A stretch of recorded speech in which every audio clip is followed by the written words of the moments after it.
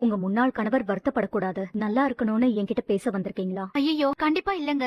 என் friend கஷ்டப்படக்கூடாதுன்னு தான் நான் பேச வந்திருக்கேன். ஆனா பெரிய முடிவுகளை எடுக்கும்போது நிதானமா யோசிச்சு முடிவெடுக்கிறது தான் நல்லதுன்னு எனக்கு தோணுது. இப்ப இருக்கிற குழப்பங்கள் எல்லாம் சரியாகட்டும், அதுக்கப்புறம் வாழ்க்கை அதுவா ஒரு முடிவு எடுத்து உங்க கையில கொடுக்கும். அது வரைக்கும் நீங்க கொஞ்சம் அமைதியா இருங்க. என்னடா இவ ரொம்ப பேசுறாளேன்னு தோணுதா?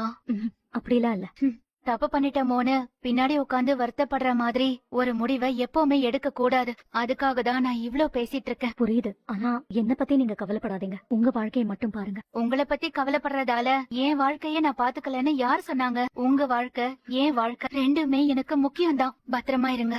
உங்களுக்கு எப்போ என்கிட்ட பேசணும்னு தோணுனாலும் எனக்கு போன் பண்ணுங்க. பாக்கணும்னாலும் சொல்லுங்க. இப்ப உங்ககிட்ட ஒரே ஒரு கேள்வி கேக்குறேன், அதுக்கு மட்டும் பதில் சொல்றீங்களா? கேளுங்க. உங்களுக்கு எப்பவாவது என் மேல கோவம் வந்திருக்கா?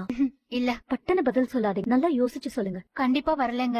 என்னோட ஆபீஸ் கேண்டீன்ல இருந்து உங்களை நான் அனுப்பி விட்டேனே, அப்ப கூட உங்களுக்கு என் மேல கோவமே வரலையா? கண்டிப்பா இல்லங்க. நான் கெட்ட விஷயங்கள் எல்லாம் ஞாபகம் வச்சுக்கிறதே இல்ல. நல்லது மட்டும்தான் என் மனசுல இருக்கும். இந்த பாக்கியலட்சுமிய யாருமே மதிக்காத காலம்னு ஒண்ணு இருந்துச்சு. அப்ப என்ன மதிச்சவங்க நீங்க. என்னோட கனவுகளை காது கொடுத்து கேட்டவங்க நீங்க. நீங்க நல்லா வர முடியும்னு சொன்னவங்க நீங்க. என் மேல அன்பு காட்டுன கொஞ்சம் பேர்ல நீங்களும் ஒருத்தர் ராதிகா. அது மட்டும்தான் எனக்கு ஞாபகம் இருக்கு. அதனாலதான் நான் உங்களை தேடி தேடி வரேன். என்னதான் நடந்தாலும் உங்க மேல இருக்கிற அன்பும் மரியாதையும் எனக்கு குறையவே குறையாது. எப்பவுமே அது அப்படியேதான் இருக்கும். இடையில